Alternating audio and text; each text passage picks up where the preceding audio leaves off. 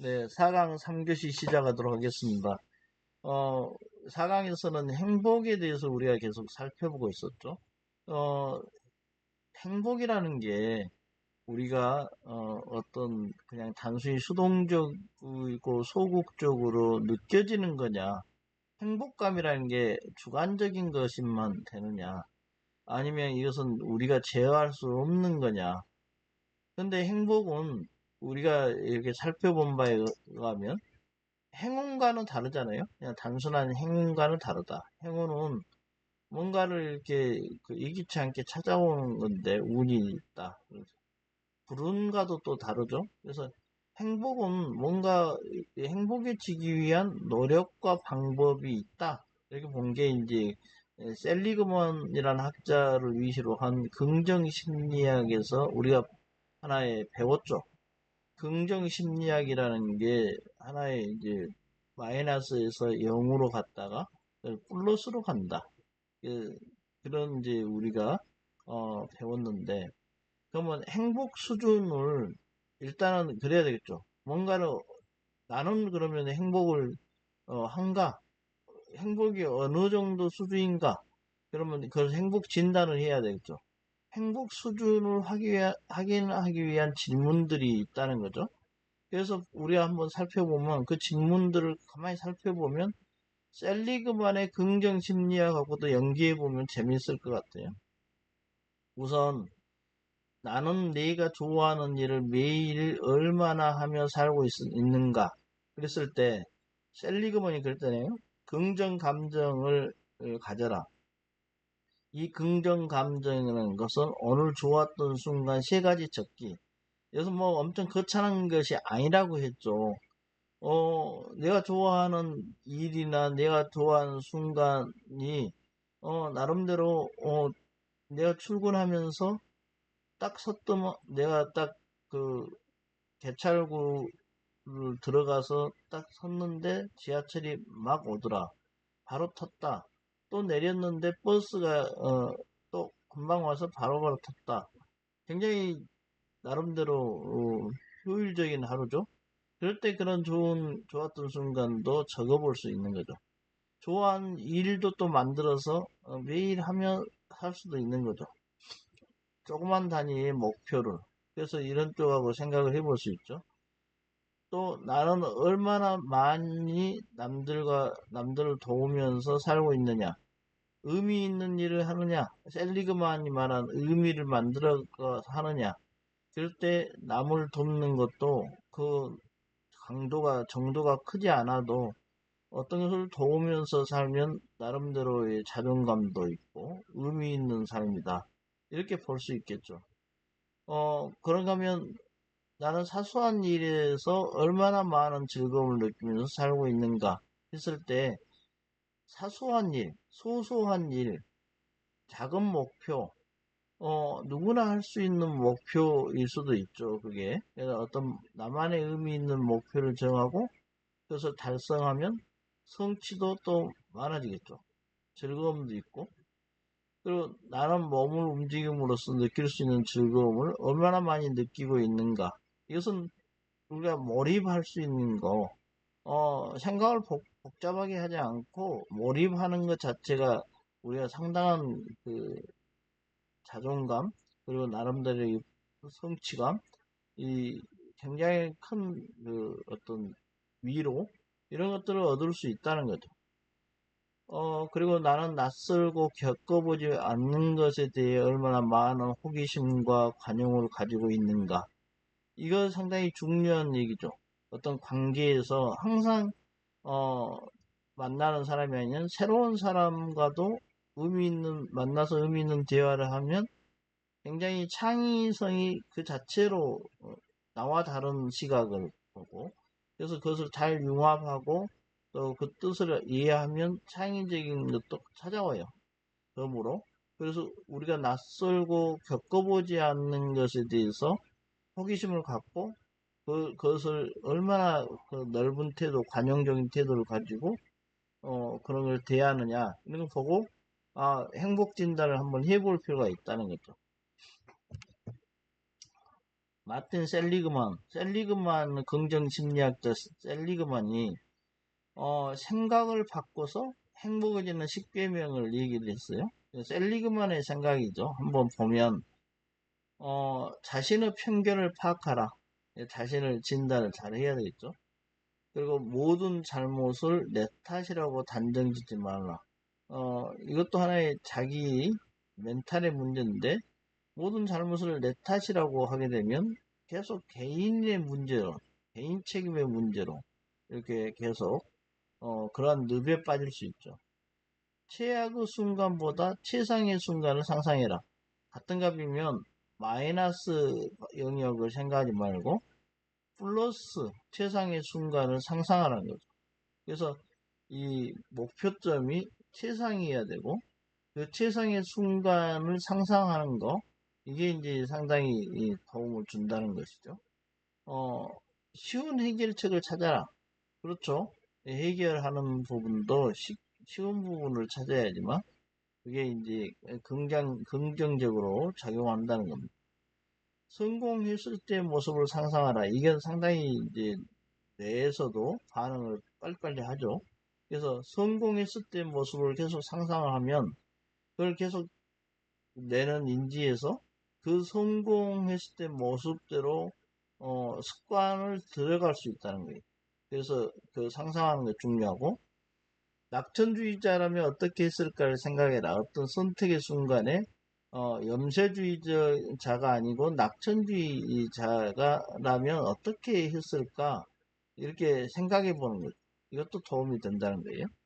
그리고 좋았던 일의 목록을 만들어 하는 것도 계속 기록하고 목록을 만들고 좋은 일들, 어떤 일을 생각하고 그러면서 계속 본인의 그런 부정적인 부분을 덜어낼 수 있다. 주위 사람들과 기쁨을 나누라. 그것도 하나의 그 기쁨을 2배로 하고 그 관계를 잘 유지해라.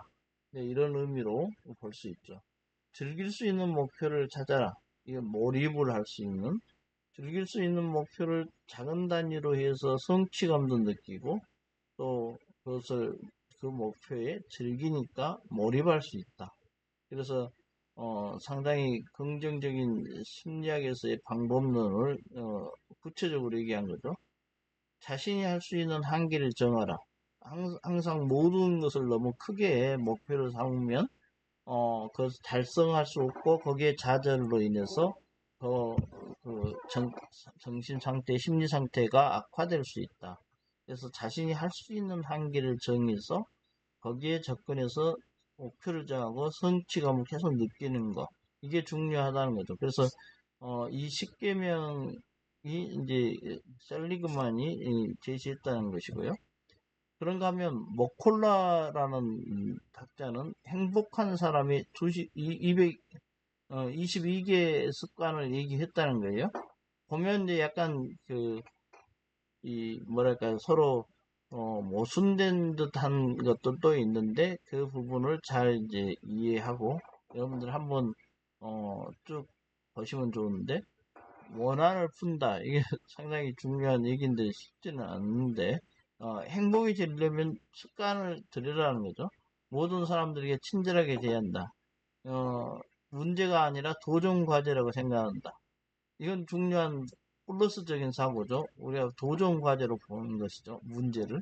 욕구가 불충족하는데 그것을 해소하면, 현명하게 해소하면 더 성장할 수 있다. 그래서 그 문제 해결이 아니고 하나의 과제다. 내가 더 나아가야 될 과제다. 이렇게 인식하라는 거죠. 가진 것에 대해 감사하는 마음을 표현한다. 매사에 감사하고 소소한 것에 감사하는 것이 행복의 첫 결이다.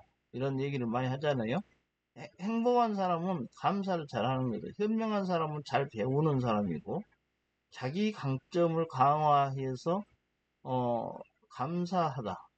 그리고 그것을 토대로 해서 자기 강점을 강화해 나가는 거, 이게 굉장히 중요한 마음가짐이다. 이렇게 볼 수 있습니다.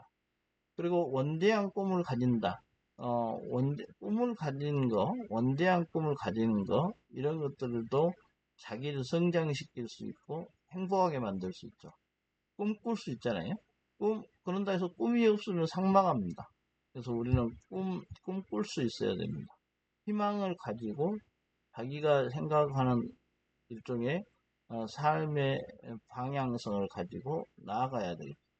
사소한 것에 목숨을 걸지 않는다. 그렇죠. 사소한 것에 계속 에너지를 쓸 필요는 없겠죠. 다른 사람들을 칭찬한다. 칭찬은 고래도 춤추게 한다고 했잖아요. 그래서 칭찬을 하면 스스로가 오히려 더 행복해진다는 겁니다. 그리고 변명을 하지 않는다. 빨리빨리 인정을 하고 현재에 충실한다. 이것도 이제 중요하죠. 당장 현재 중요하지. 현재에 충실하지 않는 자는 미래도 없다. 이렇게 볼 수 있죠. 매일 아침 같은 시간에 일어난다. 이거 건강에도 도움이 되죠. 이러면 그리고 빨리 어떤 그 시간을 지켜서 나머지 시간을 이용할 수 있고 남과 시선을 남과 자신을 비교하지 않는 것. 이게 비교라는 것이 나의 어제와 오늘을 비교하는 것도 스트레스예요. 근데도 불구하고 우리는 나아가는 방향을 잘 좀 비교하면서 나를 성장시킬 수 있어야 되는데 그걸 남이 되면 이게 경쟁이 되고 그것이 이제 나중에 그 경쟁이 극심해지면 다툼이 되고 그렇다는 거죠. 그러니까 비교하지 않는 것. 남보다 비교해가지고 더 못하면 열등해지기도 하고 그러니까 비교할 필요는 없다. 자신에게 충실하는 것 중요하다. 긍정적인 사람들과 어울린다. 당연히 이제 부정적인 얘기만 하는 사람들과 가면 에너지가 뺏깁니다. 내는 에너지를 뺏기는 걸 굉장히 싫어해요. 그래서 긍정적인 사람들과 어울리면 오히려 플러스 효과가 되죠. 다른 사람의 동의는 필요 없다는 것을 깨닫는다.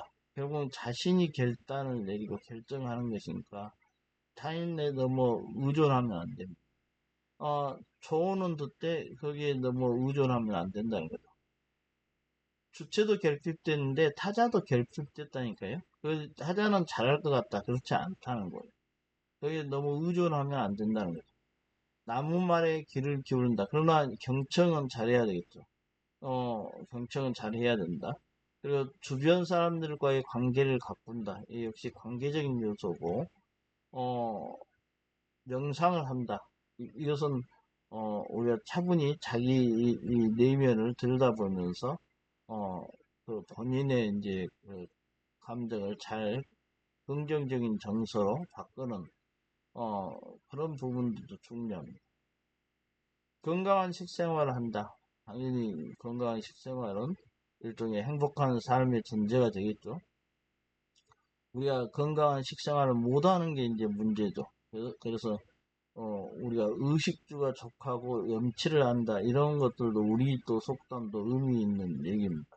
어느 정도 식생활, 주거 이런 것들이 돼 있어야 되겠죠.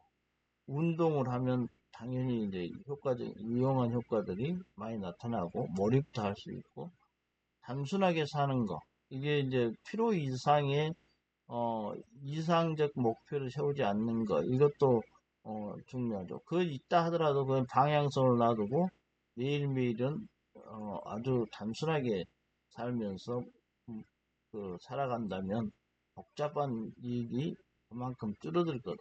솔직하다. 당연히 솔직하게 살아야지.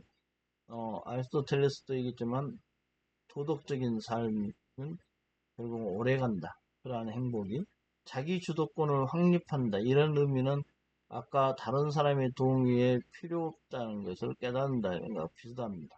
남에 의존하지 않고 주체적으로, 주도적으로 본인이 결정해 나간다. 바꿀 수 없는 것은 받아들이는 것입니다. 여기가 자기 주도권을 확립한다는 것이 결정하는 존재로서의 인간이라면 바꿀 수 없는 것을 받아들이는 것은 결정되는 인간이에요.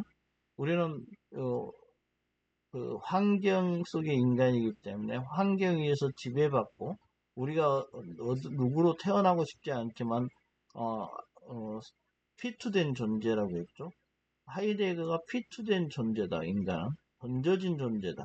그러면 조건이 일단 형성됐고 그걸 받아들이면서 내가 더 주도권을 가지고 주체적으로 선택하면서 꿈을 향하여 나아가면서도 소소한 목표를 만들어서 잘 실천해서 성취감을 갖는 것.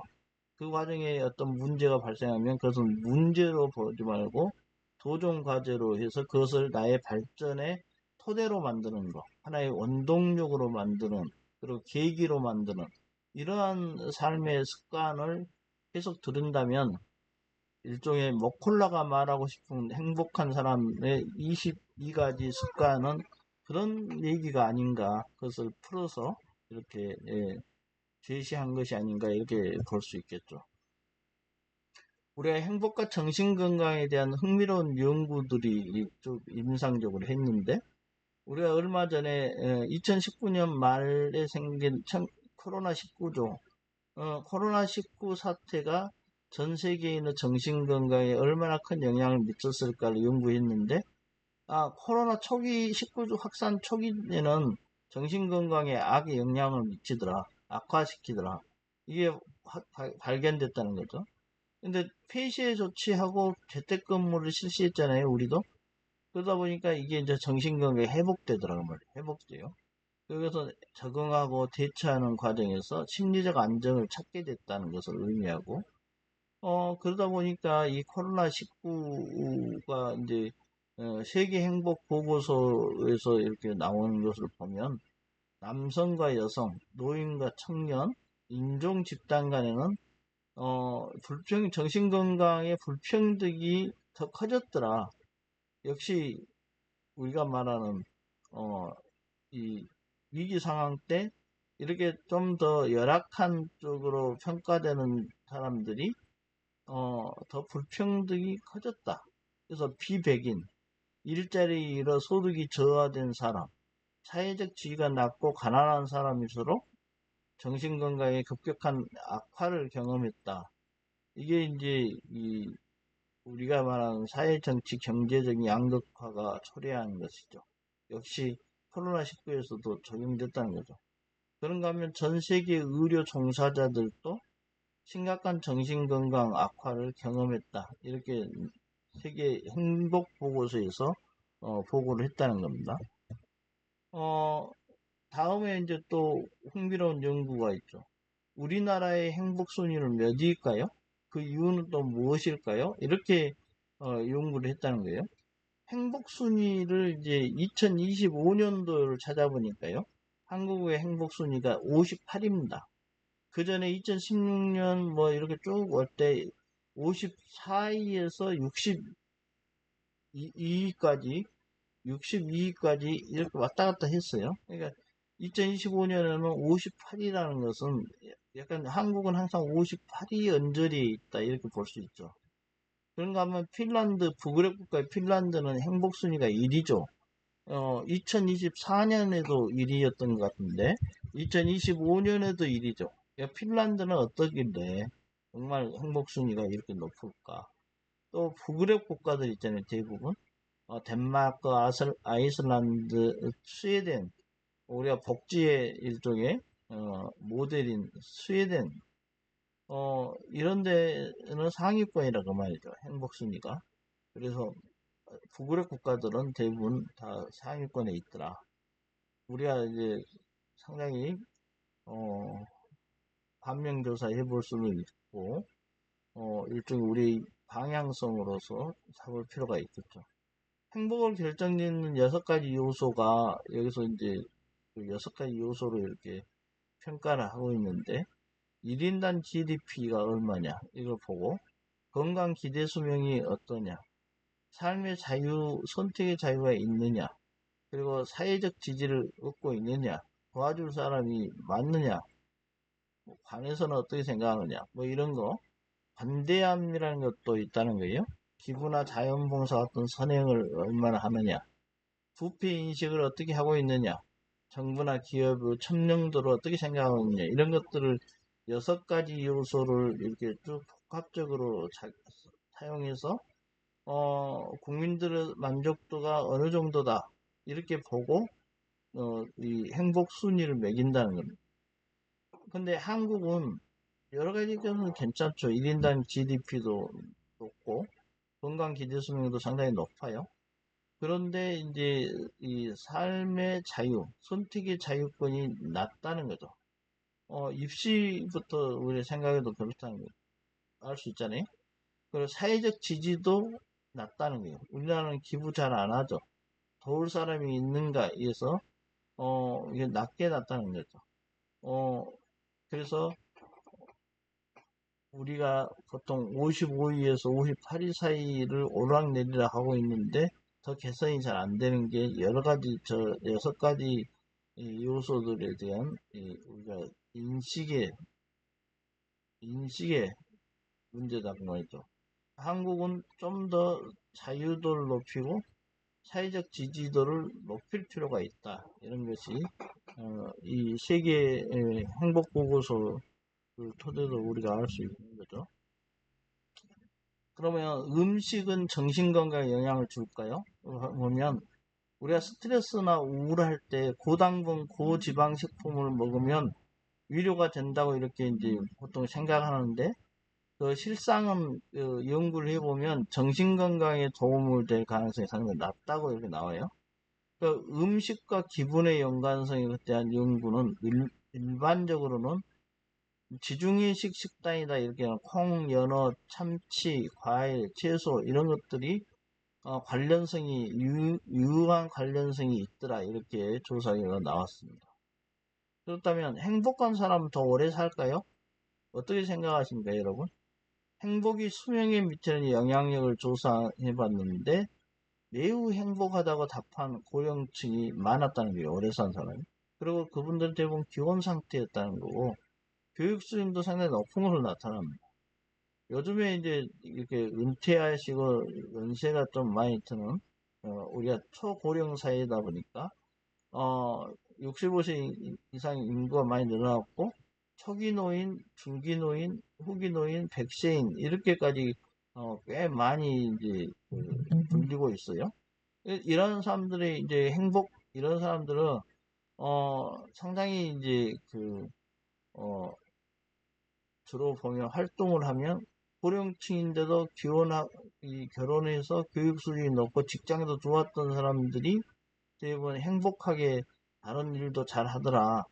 그러면 그 사람들은 또 행복하게 어떤 일을 하니까 사망할 위험성도 다른 사람에 비해서 상당히 낮겠죠.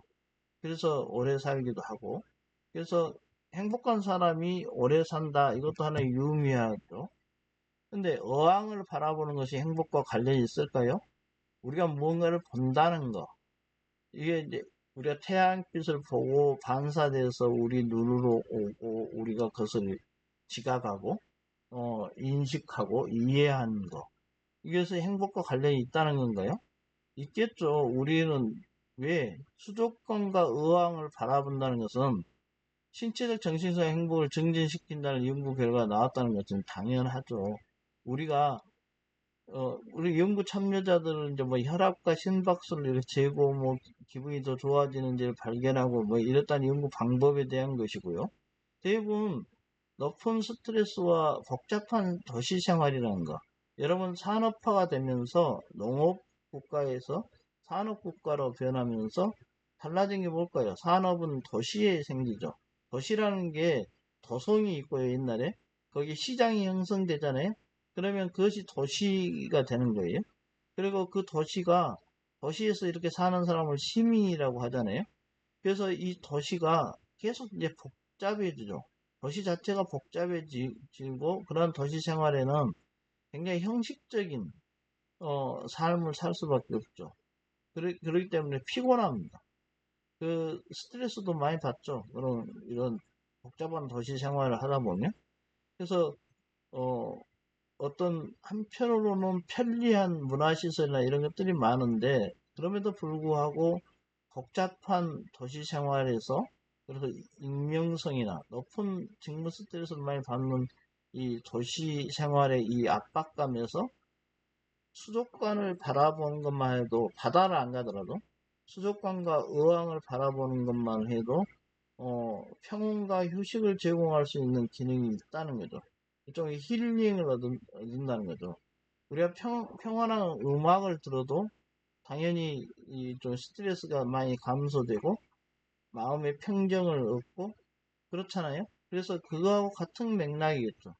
이 실험을 통해서 어항을 바라보는 거, 이거 상당히 혈압과 심박수를 감소시켰다는 것이 실증적으로 나타났다는 겁니다.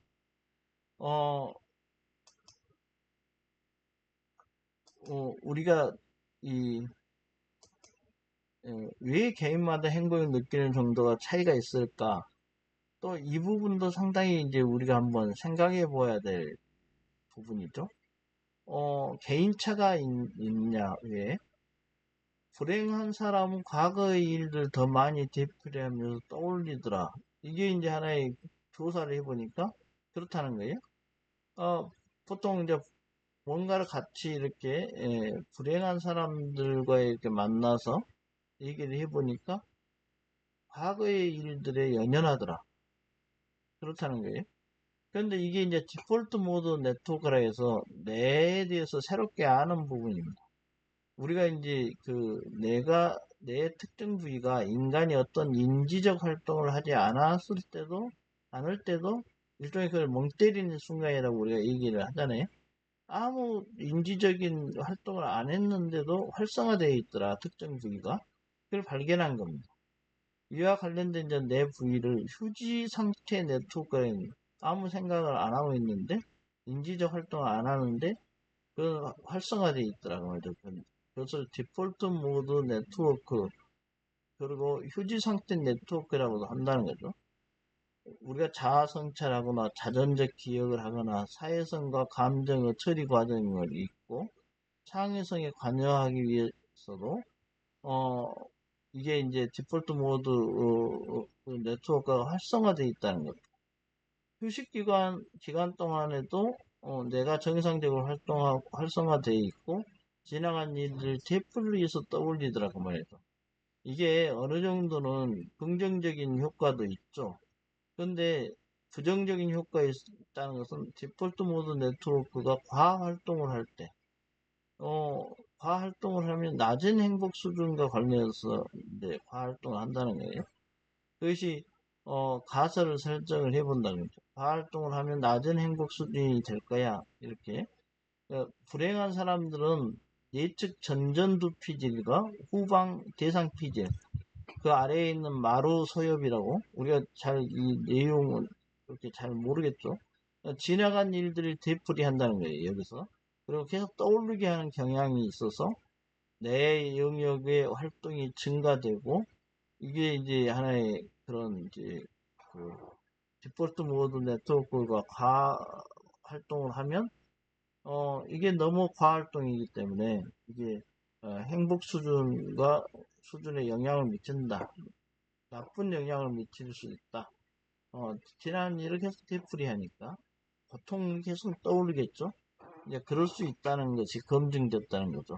그래서 가설을 설정을 해보니까 어, 뇌 영역 활동이 증가하더라. 이게 발견됐다는 거예요. 그래서 어, 이러한 이제 임상적 결과물이 나왔다는 것이고요. 우리가 이번 시간에 행복한 정신건강에 대한 그 연구 결과들도 봤는데 어떻습니까? 행복이 좀 잡히는 거예요? 긍정 심리학으로 우리가 이해를 하면 그리고 부정 심리학과의 그 마이너스 0 플러스 면역력 이렇게 생각한다면 우리의 행복도 어떻게 보면 의지적으로 만들어 갈 수도 있지 않을까, 좀 조정이 가능하지 않을까. 셀리그먼이 제시한 그 40%의 의지적 활동을 생각한다면 우리가 스스로 행복을 느끼는 것보다 어, 어떤 길이 있어서 행복의 길이 있어서 그를 단순히 따라가는 게 아니고 행복의 길을 만들어 나갑시다 하는 게 하나의 오늘 메시지의 종합인 것 같습니다. 여러분 4강 수업 듣느라 고생하셨습니다. 예, 이것을 마치겠습니다.